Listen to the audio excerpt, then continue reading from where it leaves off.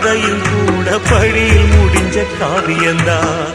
இருப்பதும் இறப்பதும் அந்த இயற்கையோட கையில, இருப்பதும் இறப்பதும் அந்த இயற்கையோட கையில. நான் மறைஞ்ச பின்னும் நிலைப்பது என் உயிர் எழுதும் கதையில. சந்திரனே சூரியனே நட்சத்திர நாயகனே, சந்திரனே சூரியனே நட்சத்திர